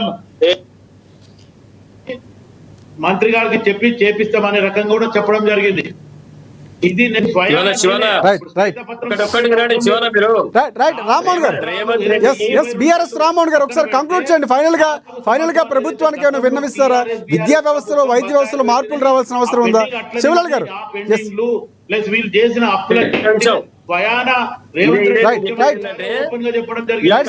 సమయం అవుతుంది. ఒకసారి ప్రజల పట్ల తెలంగాణ కంక్లూడ్ చేయండి రామ్మోహన్ గారు. కంక్లూజన్ చేస్తున్నాను. కేవలం ఢిల్లీకి సూట్ కేసులు పోయడం, రేవంత్ రెడ్డి గారు మళ్ళీ ఢిల్లీకి పోవడం, సోనియా గాంధీ గారు అదే రాహుల్ గాంధీ గారు భజన చేసుకుంటూ ఈ ముఖ్యమంత్రి సీటు కాపాడుకోవడానికి మాత్రమే ఆపసోపాలు పడుతున్నాడు. నేను వికలాంగులు మందకృష్ణ గారి నాయకత్వంలో రాష్ట్ర ధర్నాలు నిరసనలు చెప్పాడు. 3 నెలలుగా నిరసనలు నడుస్తూ ఉన్నాయి. 2000 ఇస్తున్న పెన్షన్ 4000 చేస్తాను, వికలాంగుల పెన్షన్ 6000 చేస్తాను. ఏ ఉప్పులు లేవు. ఏదో నరాల బలీనతో బాధపడుతున్నటువంటి నడవలేని స్థితిలో ఉన్నటువంటి వారికి పెన్షన్ 15,000 రూపాయలు ఇస్తాను. ఇది ఏమి కూడా ఇవ్వక అటువైపు వికలాంగులను, వృద్ధులను మోసం, ఒంటరి మహిళల మోసం, ఇక్కడ విద్యార్థులకు మోసం, రైతులకు మోసం, ప్రజలకు మోసం. ఏం చేస్తున్నావు తెలంగాణ? ఎవరు ధరిస్తున్నావు అంటే నువ్వు కేవలం హైడ్రా పేరు మీద బ్లాక్ మెయిలింగ్ రాజకీయాలకు పాల్పడుకుంటూ ఎవడైతే పులిస్తున్నాడో వారి బిల్డింగ్లు కాపాడుకుంటూ, ఎవడైతే పేద బడుగు బలహీన వర్గాలు చిన్న చిన్న ఇల్లు కట్టుకుంటూ వాళ్ళ ఇల్లు కూలగొట్టుకుంటూ కేవలం డ్రామా తప్పితే నువ్వు తెలంగాణ ప్రాంతానికి చేసింది ఏం లేదు. ప్రజలందరూ గమనిస్తున్నారు. ఇక నీకు నీతి, సిగ్గు, శరం ఏమైనా మానవ అభిమానం ఉంటే స్థానిక సంస్థలు ఎనబడే చెప్పిన హామీ నెరవేర్చు. వికలాంగులకు, వృద్ధులకు, ఒంటరి మహిళలకు పెన్షన్లు పెంచుతాను, పెంచు వెంబడి ఇవి. అదే విధంగా ఈ యొక్క ఫీజు రియంబర్స్మెంట్, దాంతో పాటు 1,400 కోట్ల రూపాయలు బకాయిలు ఉన్నటువంటి ఆరోగ్యశ్రీ పథకం డబ్బులు మంజూరు చేయి. ఇవన్నీ చేసి చిత్తశుద్ధి నిలుపు. అంతేగాని సినిమా డైలాగులు కొట్టుకుంటా, పేగులు తీసి మెడలు వేసుకుంటా, పాతాళంలో బొద్దులు పెడతా, మీడియాను అడ్డమైన కొడుకులు, మీడియాను తిట్టుడు, విలేకరులను తిట్టుడు. ఏమన్నా ఆలోచన? ముఖ్యమంత్రి స్థాయి ఏమన్నా? ఒక మాట నోరు తెరిస్తే బూత్ మాటలు, నోరు తెరిస్తే అబద్ధం మాటలు, ఇష్టం వచ్చినట్టు మాట్లాడు అంటే ఎవరికి రాదు ఆయన మాట్లాడే భాష. ప్రతి ఒక్కరితో మాట. కాకపోతే సగాను బట్టి ఓపిక బట్టి పెద్దరికం కాదు మనం మాట్లాడతా అని చెప్పి అడగలే మాట్లాడతాడు. ఏం పడుతుందండి ముఖ్యమంత్రి?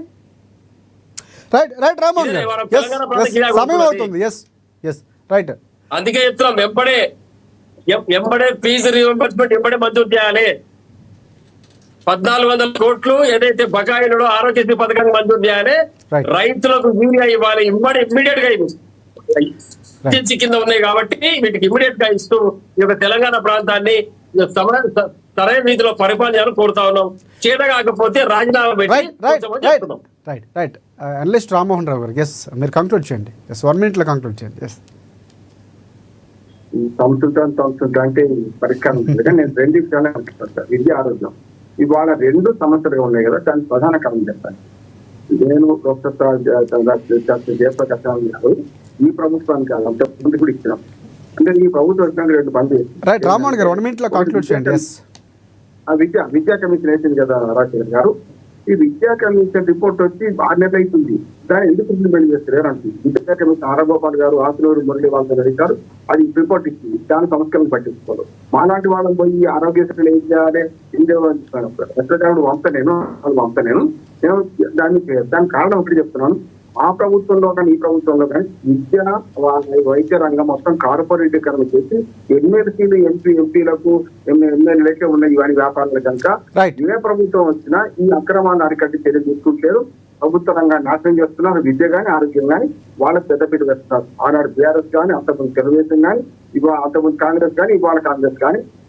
ఎప్పుడైతే కార్పొరేట్ రంగంలో వీళ్ళందరూ ఉన్నారో, ఇష్టమైతుందో రాజకీయ నాయకులు, దాని వల్ల నష్టం అవుతుంది. ఏ సంస్కరణలు వాళ్ళు రానియరు. ముఖ్యమంత్రికి ఇష్టమైనా సరే, కేసీఆర్ ఇష్టం ఉన్నా కూడా చుట్టూ ఉన్న వాళ్ళు వీళ్ళే కనుక ఈ సంస్కరణ రానివ్వరు. ఇప్పటికైనా నేను ఏమంటున్నానంటే అందరు పార్లమెంట్ మెంబర్లకు, ముఖ్యమంత్రులకు అందరికి ఇచ్చినాం. విద్యా, ఆరోగ్య రంగాల్లో ఏం చేయాలని చెప్తున్నాం. అరతో సంస్కరణతో కాదు, పూర్తిగా బ్లాంకెట్ మార్చాలి. ఈ రెండింటిని కూడా సరైన విధంగా సంస్కరణ చేస్తే తప్పనిసరి సాధ్యం అవుతాయి. శివలాల్ గారు కంక్లూడ్ చేయండి. ఎస్ శివలాల్ గారు 1 minute లో కంక్లూడ్ చేయండి. ఎస్ రాజశేఖర్ గారు, ఎందుకంటే కాంగ్రెస్ పార్టీ ఆల్రెడీ మొదటి నుంచి కూడా అధికారంలోకి రాకముందు చేసిన విధానాల మీదనే ప్రజలకు చెప్పడం జరిగింది. గతంలో ఒక 4 సంవత్సరాల నుంచి పెండింగ్ ఏదైతే బకాయిలు ఉన్నాయో అది నిజమైన మాట. ఇప్పుడు ఈవెన్ అది ముఖ్యమంత్రిలో ఉన్న గతం ముఖ్యమంత్రి కానీ, అప్పట్లో ఉన్న వాళ్ళ షాడో ముఖ్యమంత్రి కానీ, లేకపోతే హరీష్ రావుకి కానీ, లేకపోతే కవిత కానీ వాళ్ళందరికీ తెలుసు. గతంలో 4 సంవత్సరాల నుంచి మనం ఫీజు రీఎంబర్స్మెంట్ కానీ, లేకపోతే సీఎంఏవై కూడా ఏదైతే ఉందో సో ఇక్కడ ఇందాక రామ్మోహన్ రావు గారు కానీ రామ్మోహన్ గారు చెప్పినటువంటి సమస్యలు పరిష్కారం దిశగా ప్రభుత్వం వెళ్తుందా, తీసుకోబోతుందా? ఫైనల్ గా చెప్పండి, ఏం చెప్తారు? కంక్లూడ్ చేయండి. ఖచ్చితంగా ప్రభుత్వంలో ఏవైతే తప్పిదాలు జరిగినాయో ఆ తప్పిదాలని అధిగమిస్తూ Right. వాళ్ళు చేసిన దాన్ని మొత్తానికి స్క్రూట్నీ చేస్తూ కట్అఫ్ చేస్తూ ఖచ్చితంగా ప్రభుత్వం సాఫీగా సజావుగా ముందుకు తీసుకుపోవడానికి కాంగ్రెస్ పార్టీ ఉంది. రైట్, థ్యాంక్ యూ శివలాల్ గారు and thank you Rammohan Rao గారు. ఎస్, బీఆర్ఎస్ రామ్మోహన్ గారు మీకు కూడా ధన్యవాదాలు. అండ్ చూద్దాం, ప్రభుత్వం ఇప్పటికే క్లియర్ చేసింది బకాయిలు అని చెప్తుంది, కానీ కొన్ని పెండింగ్లో ఉన్నాయి, చర్చల దశలోనే ఉన్నాయి. ఆరోగ్యశ్రీ కూడా పునరుద్ధరించబోతున్నట్టు కాంగ్రెస్ పార్టీ చెప్తుంది. చూద్దాం చర్చలు ఎంతవరకు అవుతున్నాయి, కొన్ని మార్పులు కూడా రావాల్సిన అవసరం ఉంది. ఇది ఇవాళ డిబేట్. మరిన్ని అప్డేట్స్ కోసం చూస్తూనే ఉండండి ANN తెలుగు న్యూస్.